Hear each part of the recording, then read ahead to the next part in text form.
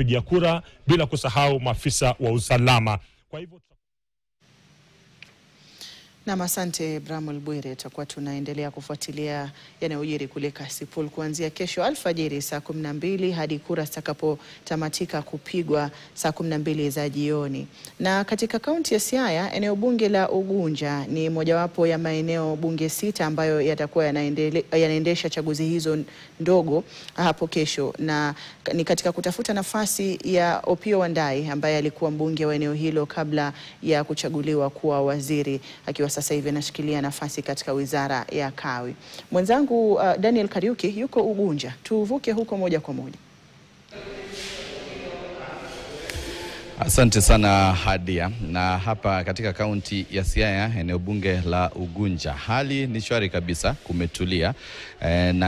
Nilipo hapa kwa sasa ni eneo ambapo kulikuwa kukifanyika shughuli ya kuweza kugawa zile vifaa vinavyotumiwa kupigia kura, ikiwemo vijikaratasi vya IEBC na vile vile kupeleka katika maeneo tofauti. Vile vile hapa ndipo maafisa wa polisi walikuwa wakiweza kupewa maeneo ambapo watakuwa wakilinda hapo kesho kwenye uchaguzi. Na tunapozungumza sasa, eneo hili hapo awali mchana kulikuwa na shughuli nyingi sana, lakini sasa kumetulia. Na hapa ndipo kutakapokuwa kura zote zikishajumuishwa katika maeneo ya kupigia kura zitakuwa zikifikishwa hapa ili kuweza kutoa matokeo kamili, tukiwa na maeneo 116 ya kupigia kura hapa katika kaunti ama katika eneo bunge hili la Ugunja, eneo ambalo lisalia bila mbunge baada ya Opiyo Wandayi kuteuliwa kuwa waziri wa Kawi na Rais William Ruto mwaka jana.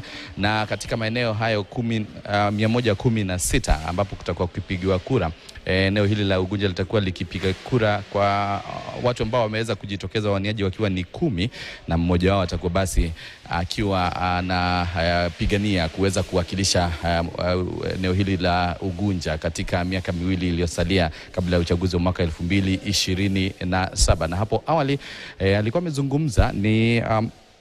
amezungumza kamanda wa polisi katika eneo hili ambaye ni Samuel Kobina, na akasema kwamba usalama umeweza kuimarishwa kwa njia safi kabisa. Na vile vile yule ambaye ni mkuu wa IEBC hapa katika eneo hili ambaye ni Dennis Omari akasema kwamba vifaa vyote vilikuwa vimeweza kufika na vimeweza kupelekwa katika wodi zote na ama maeneo yote ya kupigia kura kwenye wodi zote 3 za eneo bunge hili la Ugunja, eneo hili likiwa na maeneo ama wadi 3 ambayo ni Ugunja, Sindindi na Singomere, ambapo watakuwa basi wakiweza kufika kupiga kura. Amesema kwamba wataweza kufungua mapema saa 12 watakuwa wameshafungua maeneo ya kupigia kura, na kisha saa 11 jioni watakuwa wanafunga na kuanza shughuli hiyo ya kuhesabu kura.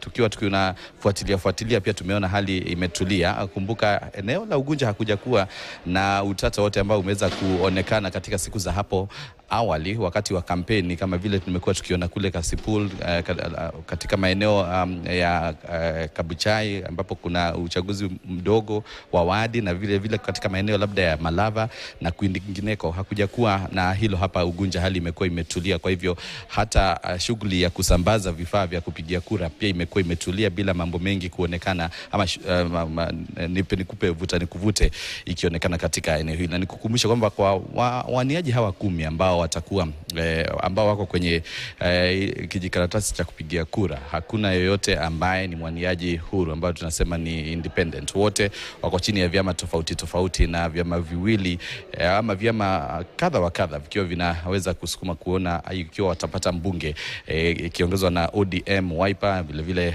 Kenya moja na vyama vingine. Tutakuwa tukiona hapo kesho hali itakuwa ni namna gani na watakapokuwa wakipiga kura itakuwa ni vipi.